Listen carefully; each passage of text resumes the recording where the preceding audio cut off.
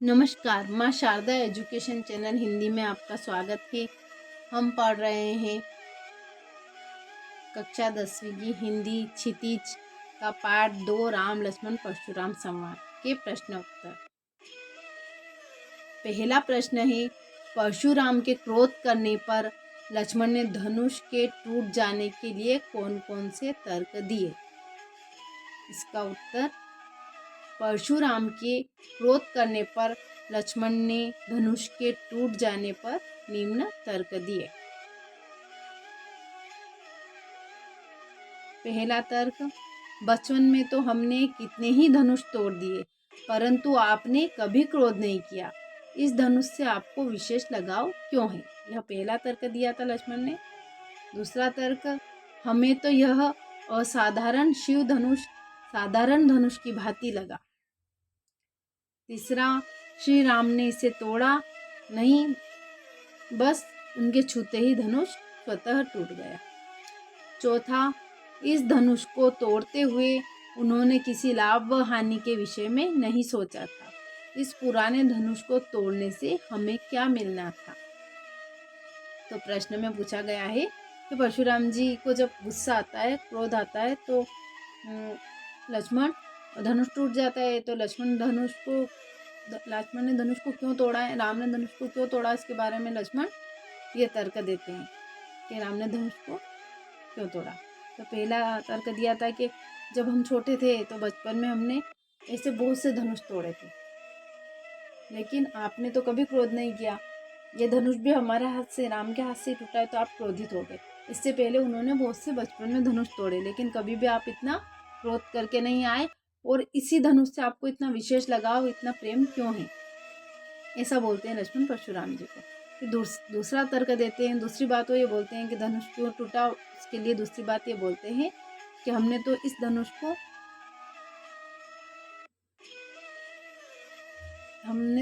को साधारण धनुष समझ के तोड़ा। हमें नहीं पता था कि शिव धनुष है, यह असाधारण शिव धनुष है, जिसे हमने साधारण धनुष की भांति, ये हमें ऐसा लगा, इसलिए हमने इसको छुआ, इसलिए राम ने इसको छुआ और ये टूट गया। श्री राम ने इसे तोड़ा नहीं, बस उनके छूते ही यह टूट गया। फिर लक्ष्मण कहते हैं कि राम इसे तोड़ना नहीं चाहते थे, बस वो तो इसको छूने के लिए, जैसे उन्होंने इसको छुआ और ये तो टूट गया, इसमें हमारी कोई गलती नहीं है। इस धनुष को तोड़ते हुए उन्होंने किसी लाभ हानि के विषय में नहीं सोचा था। फिर लक्ष्मण बोलते हैं, चौथा तर्क देते हैं कि जब राम धनुष तोड़ उठा रहे थे तो उन्होंने यूँ नहीं सोचा था कि धनुष टूट जाएगा तो मुझे क्या मिलेगा, या ये धनुष नहीं टूटेगा तो मेरी क्या हानि होगी, इस विषय में नहीं सोचा था। इस पुराने धनुष को तोड़ने से हमें क्या मिलना था, मतलब ये धनुष अगर हमें सोच के तोड़ते कि इसको तोड़ दें तो इसको तोड़ने से हमें मिलने के वाला था। ये तर्क लक्ष्मण ने दिए थे परशुराम जब वो क्रोधित होकर आए थे। प्रश्न दूसरा, परशुराम के क्रोध करने पर राम और लक्ष्मण की जो प्रतिक्रियाएं हुई, उनके आधार पर दोनों के स्वभाव की विशेषताएं बताइए।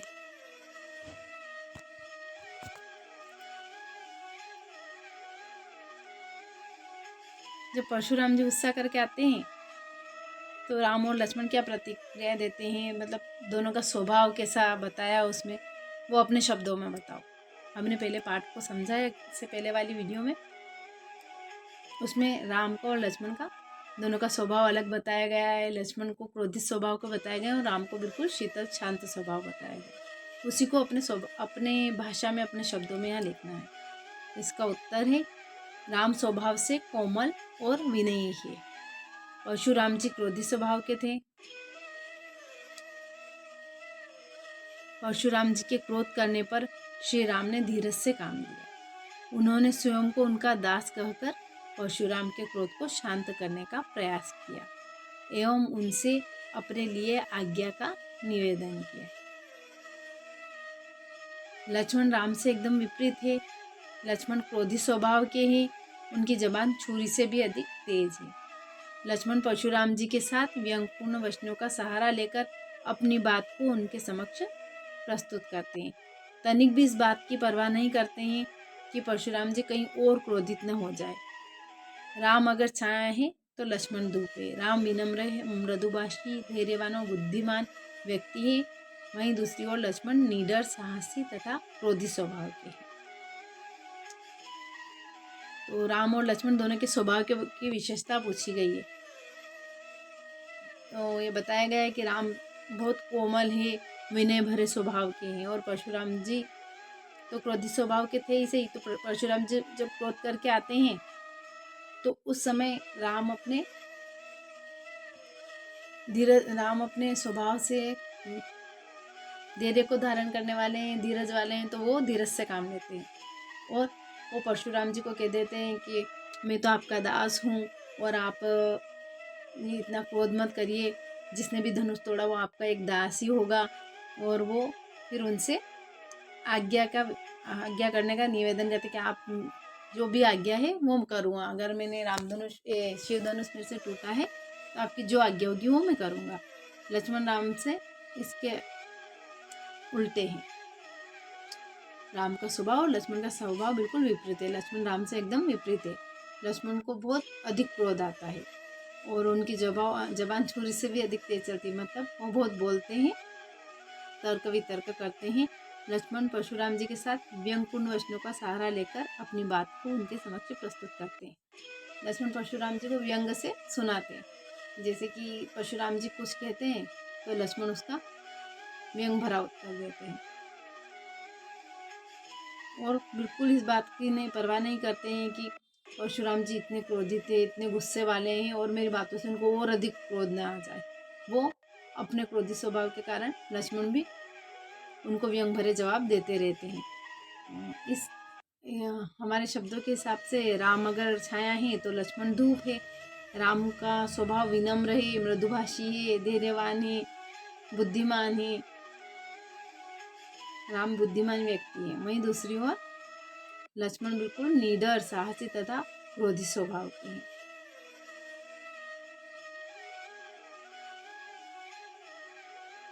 प्रश्न नंबर 3, लक्ष्मण और परशुराम के संवाद का जो अंश आपको सबसे अच्छा लगा उसे अपने शब्दों में संवाद शैली में लिखिए। उत्तर, लक्ष्मण, हे मुनि, बचपन में तो हमने कितने ही धनुष तोड़ दिए, परंतु आपने कभी क्रोध नहीं किया। इस धनुष से आपको विशेष लगाव क्यों है? परशुराम, अरे राजपुत्र, तू काल के वश में आकर ऐसा बोल रहा है। तू क्यों अपने माता पिता को सोचने पर विवश कर रहा है? यह शिव जी का धनुष है। चुप हो जा और मेरे इस फरसे को भली भांति देख ले। राजकुमार, मैंने इस फरसे की भयानकता गर्भ में पल रहे शिशुओं को भी नष्ट कर देती है। प्रश्न में पूछा गया है कि ये जो हमने पाठ पढ़ा है राम लक्ष्मण परशुराम संवाद, इसमें लक्ष्मण के और परशुराम जी के जो संवाद हमको सबसे अच्छे लगे सुनने में, उनको हमको लिख के बताना है। तो इसका उत्तर है लक्ष्मण बोलते हैं कि जब परशुराम जी क्रोधित होकर आते हैं तब लक्ष्मण बोलते हैं कि हे मुनि, हमने तो बचपन में इस धनुष के जैसे कितने ही धनुष तोड़े हैं, पर आपने उस टाइम तो कभी भी क्रोध नहीं किया, आप कभी भी नहीं आए। इस धनुष से आपको ऐसा क्या विशेष लगा, इस धनुष में ऐसी क्या खास बात है जो आप इसके इतने क्रोधित होकर यहाँ आए हो? और परशुराम का संवाद है कि अरे राजपुत्र, तू काल के वश में आकर ऐसा बोल रहा है। वो लक्ष्मण को बोलते हैं, लक्ष्मण राजा के पुत्र है और क्षत्रिय है, इसलिए वो बोलते हैं कि अरे राजपुत्र, तू काल के वश में आकर ऐसा बोल रहा है, मतलब तेरी मृत्यु निकट है, तू काल के वश में, इसलिए तुझे समझ नहीं पड़ रहा है, इसलिए तू ऐसा बोल रहा है। तो और तू क्यों अपने माता पिता को सोचने पर विवश कर रहा है?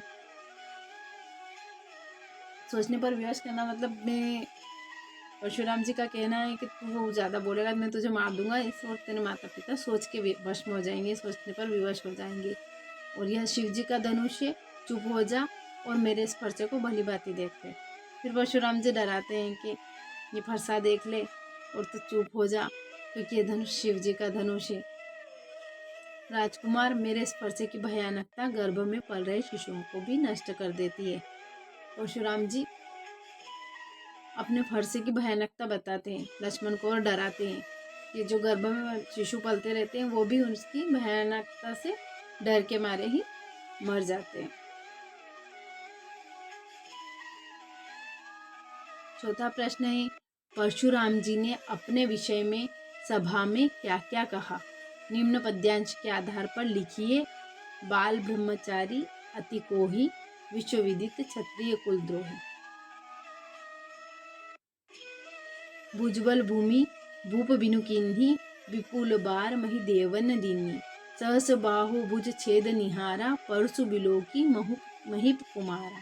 मातु पितहि जनि सोच बस करसी, महिष किशोर गर्भन के अर्भक दलन, परसु मोर अति घोर। इसमें परशुराम जी ने अपने विषय में जो कहा है वो ये परशुराम जी खुद अपने बारे में बताते हैं कि वे बाल ब्रह्मचारी और बहुत अधिक क्रोधी स्वभाव के हैं। समस्त विश्व में क्षत्रिय कुल के विद्रोही के रूप में विख्यात है। जो पूरा संसार है उसमें वो क्षत्रियों के शत्रु के रूप में प्रसिद्ध है। और कहा जाता है कि परशुराम जी ने क्षत्रिय कुल का नाश करने का प्रण ले रखा था। उन्होंने अनेकों बार पृथ्वी को क्षत्रियों से विहीन कर इस पृथ्वी को ब्राह्मणों को दान दे दिया था। उन्होंने कितनी ही बार पृथ्वी में कैसे सारे क्षत्रियों को मारकर क्षत्रियों से पूरी पृथ्वी को खाली कर दिया था। उस पृथ्वी को फिर ब्राह्मणों को दान में दे दिया था और अपने हाथ में धारण इस फरसे से सहस्त्र बाहुओं को काट डाला था। सहस्त्र बाहु परशुराम जी का शत्रु होता है और परशुराम जी उसकी सहस्त्र मतलब 1000 भुजाओं को 1000 हाथों को काट डालते हैं अपने फरसे से। परशुराम जी खुद ये बता रहे हैं।